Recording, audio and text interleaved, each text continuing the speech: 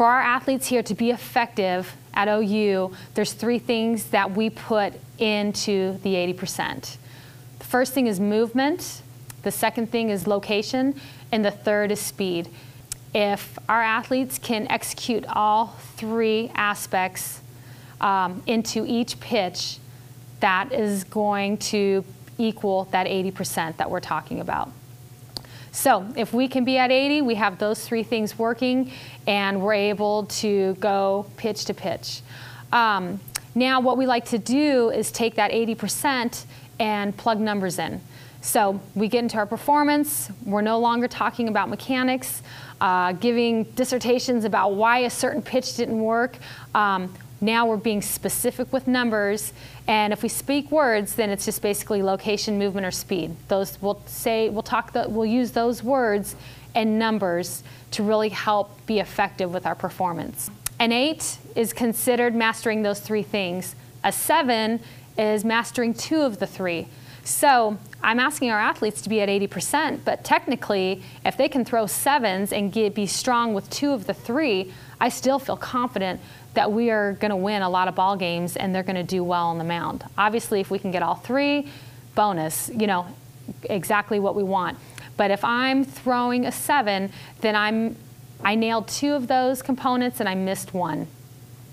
If I'm throwing 6s or lower, then I'm really not where I need to be at all. I'm struggling with all 3 components, and I'm not getting what I need to get out of each pitch. And that might be a pitch, if I'm throwing 6s or lower, then that might be a pitch that I'm actually going, okay, this is not ready to throw in a game. This is a pitch that I need to stay with fundamentals with a little bit more before I can start putting it into my performance work. So be aware of that. 6s, I have 1 component. 7s, I've got 2 of the 3. 8s, I've got all 3. So now this is where we get into the 9s and the 10s. With 9s, I've done something extraordinary with that pitch. So if I had all 3 components that would give it an 8, then 9, I killed my speed. I threw the ball that much harder on that pitch. I had all 3, but my speed, I got rid of the ball a little bit faster. I could feel a little bit more speed on that pitch.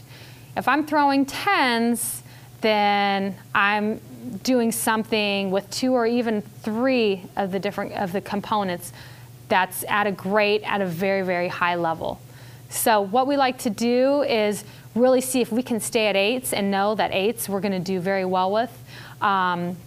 Be aware if we're dropping down to 7s.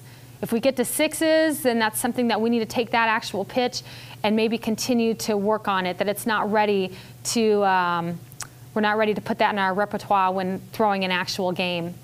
And then our goal is, can I be solid with my 8s? And then from there, what type of 9s and 10s can I get out of those pitches?